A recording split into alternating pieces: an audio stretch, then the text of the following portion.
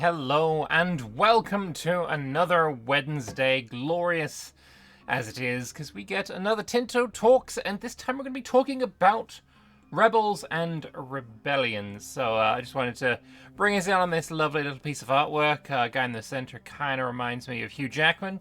Be that as it may, let us move in to the Tinto Talk and have a look at what we can expect with Rebels in EU5. So, welcome to another Tinto Talks, the happy Wednesday where we talk about our upcoming, unannounced, super fragicalistic expialidocious game with the name Project Caesar.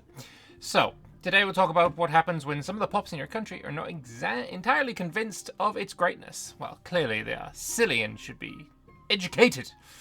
Rebel factions. There are 5 different categories that a rebel faction can belong to. We've got the nationalists for all independence movements. We've got pretenders for when they want another ruler. Slaves when they want to be free. Religious if a different religious group they want independence, else they want to convert the country. And then estate rebels, where if they're really unhappy and they want the society to change. Okay, so here we have the Sardinian patriots. They are nationalist rebels. There are almost 80,000 population, 12 locations, fair enough. Fair number of pops in 12 locations could be a challenge. Let's go back to Tinto Talks number 17, where we first mentioned that pops have a satisfaction, and when that is low enough, a pop will join a rebel faction. The levels at which pop joins or leaves a faction have some different factors, but the way to keep a pop from joining rebel is to make sure they are satisfied with life. Let's take a look at some Sardinian peasants in Cagliari, which has recently been conquered by Aragon just before the start of the game. So we'll have a look here. We have the base amount is 5%. Commoners give plus 25%. Sardinians' view of Catalan is 0. This is super interesting. Having cultures have opinions of other cultures. This is something that maybe we should take a note of, keep in the back of our mind. This might come up again. Maybe not in this dev diary, but in the future. That's interesting. The Agony's tolerance of Catholicism, giving a bonus there as well. Prices for needs of population in the Al Jazair market is at 6.66%. So, yeah, that is the market that is coming out of Tunis, I believe. They're lacking wine and legumes, so the market here does not have enough of these. Friendly armies in province not giving anything at the moment. In EU4 this went up to 20%, though clearly we have no idea what that's going to do in EU5. The fact it was conquered, minus 50%.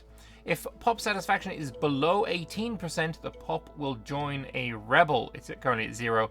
And then it'll become loyal again if satisfaction rises above 29.74. So there is that gap there, which I think is a good idea. Certainly it stops it from, if your equilibrium for rebellion is literally at the 18, it will stop it from flicking in and out of the faction, every month as various things change in your country. So, yeah, I like that is separated by a little bit. Sadly, we cannot make the Commoners' estate more happy in Aragon, as they're already 100% satisfaction, so the plus 25 bonus is the maximum we can get. Otherwise, to make the estates happy, you can always reduce taxes or grant them more privileges. One obvious solution here is to make them integrated, which would reduce the conquered penalty of 50% to 10%. However, that will take about 25 years, which may not be quick enough to avoid an uprising.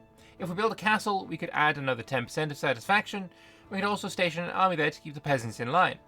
As they lack access to wine and legumes and currently trade in the Muslim market, we could try and deny market access to Al Jazeera, and they would be slightly happier as the wine would be easier to get from an Italian market. All of this would make the satisfaction positive at least, but we need to get it above 29.74, which is not feasible right now. I like this. This is a really interesting dynamic there. Embargoing Al Jazeera to force Cagliari to go into an Italian market, which would have more wine and more legumes. That's super interesting. I really like that. I really like that a lot. So we got here, Pop joins Rebels threshold from stability. So stability making an impact, good, makes sense. The base values of the country, and then they have the communalism country, not edict. I keep forgetting what the word is. I I'm going to look it up because I don't know why. I keep forgetting what it is. And it's in government, I believe. Yeah, it's this thing here. These things. I forget what they're called. Policies, domestic policies kind of thing. Reforms. Either way. I always keep forgetting what those are. But communalism is giving them plus 1%. All right. Sadly, we cannot yet use the pacified population cabinet action, which you can get in the age of absolutism, which reduces the threshold for joining rebels by 5 to 10% depending on the competence of your monarch and cabinet. If we go back to the rebel factions again, they have a progress value where when it reaches 100%, and here the rebels, which will take about 23 years, so the uprising is likely to happen before the integration is done, unless you can weaken their power or increase control over their territory so they get less money. Okay, this is interesting. It is... So in EU4, what it used to be is if you had any rebellion risk at all, and this is also the same way that Victoria 2 works, if you had any rebellion risk at all, then it'd be a monthly chance of a very low percentage that you would have a rebellion. EU4 changed it, so it'd be a monthly chance of a rebellion to tick up by 10%. Here, it looks like that just ticks up. So it's a new system, but it's basically along the same lines. It's just going to tick up by a small amount, not be a 0.35% chance of gaining 10%. So yeah, it's a different way of doing it, but essentially it's going to be the same thing. This will be a little bit more predictable, whereas EU4's was a little bit more random. Maybe the little bit more random is slightly more believable, but I'm sure this is also fine. But yeah, all the various things that will affect the progress there. Sadly, Sardinia is a bit too far away for a road from Barcelona. True. That is true, actually. For geography nerds, you'll know what I mean. It's true. So what happens when a rebel faction has progressed to 100% then? Well, one of two things will happen. Either there will be a civil war or a revolt. First, a rebel faction forms a new country with a relevant name and takes ownership of the locations where it has strong support. Awesome. I love that. Instead of having rebels be, hostile armies that make occupations, they're actually going to form their own countries, which I actually really, really like quite a bit. But anyway, let's have a look at revolts now. If they are a rebel type that wants to be independent, they will start a revolt, which is almost a war, where the defender can re-annex. Why is it almost a war?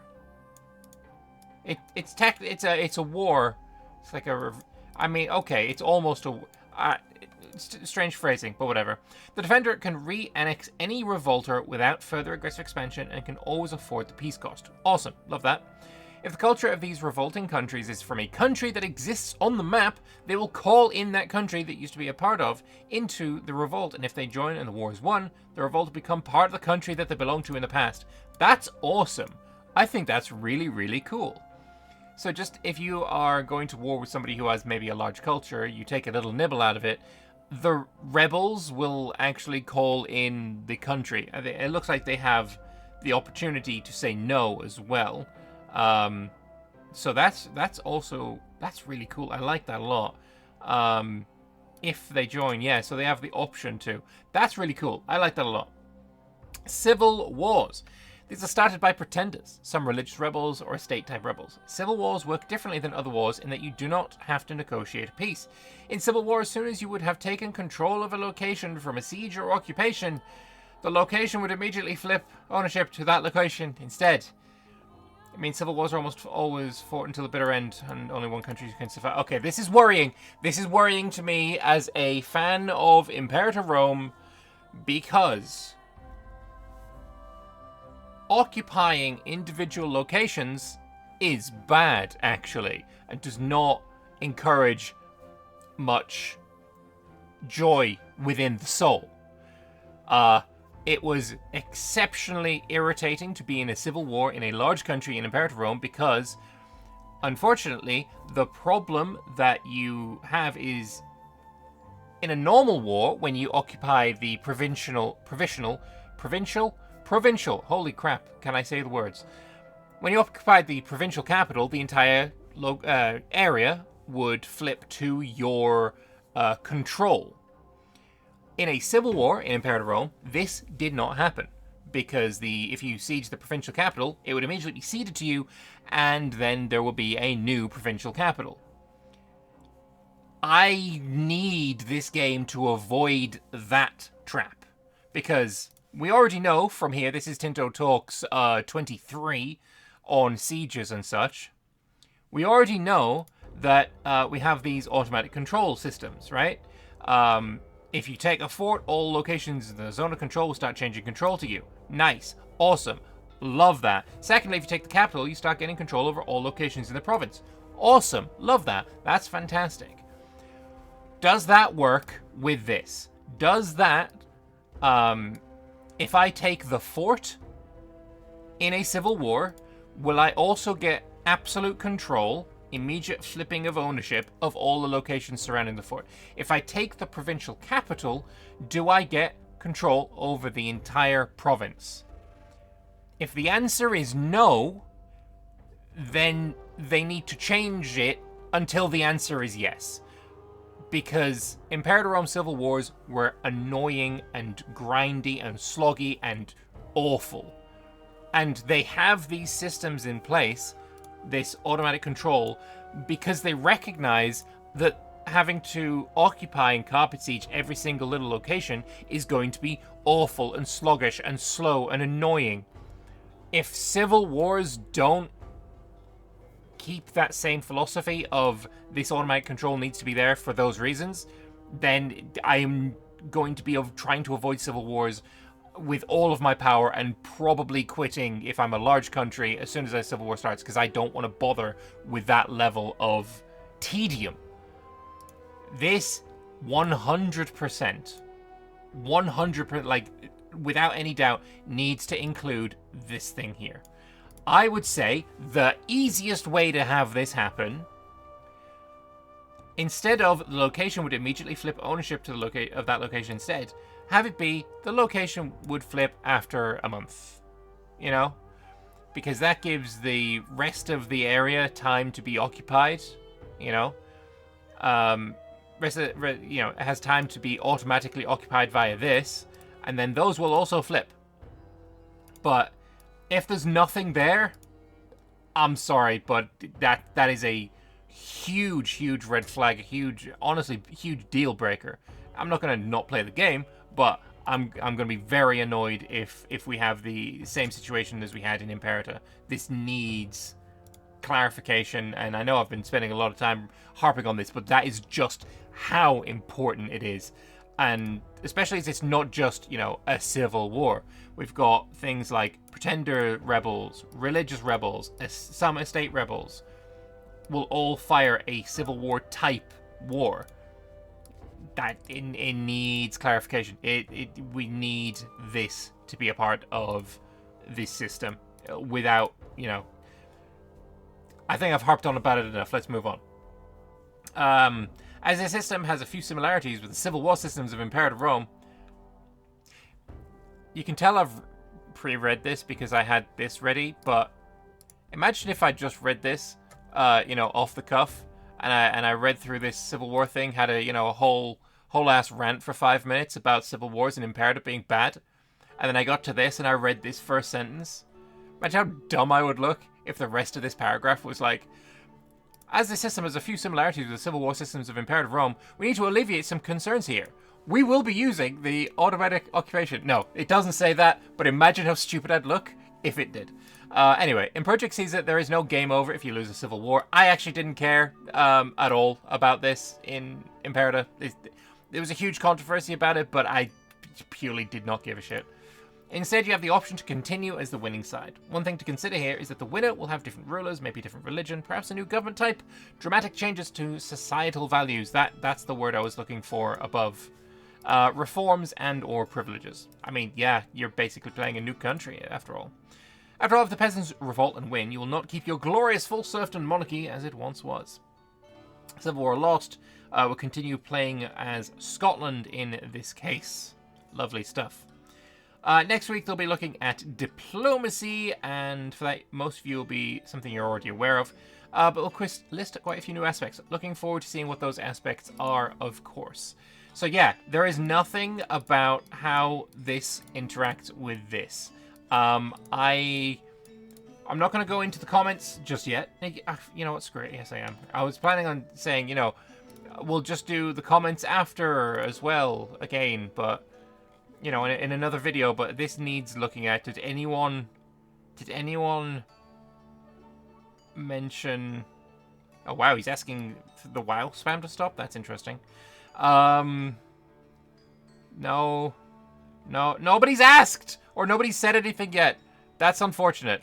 But yeah, let's have a look at this WoW spam. Of course, Old Sealand gets there first. Wow. And then we got Copycat number 1. Copycat with a twist number 2. Copycat. Even Met's going for it. Okay. Another Copycat. And then finally the first proper comment. Oh, another Copycat. You're a bit slow, though. Very much wow. But... yeah, Bro posted it on the dot. Look, I think everything here is awesome. I think, like, having rebellions split off into countries and having to fight in that way, I actually really like that. I am just very, very worried about this. I am very worried about this. If this isn't addressed... I'm calling on, you know, the however many thousand of people that are gonna watch this video. I'm calling on you all, get your ass to the forums and make some noise and stink about making sure that, you know, automatic control applies to here as well. Cause yeah, it sucked in Imperator. It really sucked so hard. And we have more locations now, so it would suck even more. Yeah, let's get that thing clarified, and if not clarified in the right way, let's complain about it until it is clarified in the correct way. But also, don't harass people. I probably shouldn't need to say that, but you know, just gonna say that as well anyway. Anyway, thank you very much for watching. I hope you have enjoyed this video and you have learned something. If you would like to continue to learn things about, you know, Project Caesar, EU5, Tinto Talks, all of that good stuff. Drop me a subscription down below, and I will have another video for you on this game in a couple of days' time, where we'll be looking at a bit more of China, if I recall correctly, in next week's Tinto map. Let me just go and confirm what we're going to be looking at. Mongolia and Manchuria. My bad. We're looking at Mongolia and Manchuria together with Eastern Siberia on Friday. That should be a cool one. Looking forward to that. I'll see if I can find some Who music for the background. I'll get copyright stricken instantly, so I won't do that. But either way, thank you very much for watching. I'm rambling. I'm gonna go. Bye bye. Toodaloo.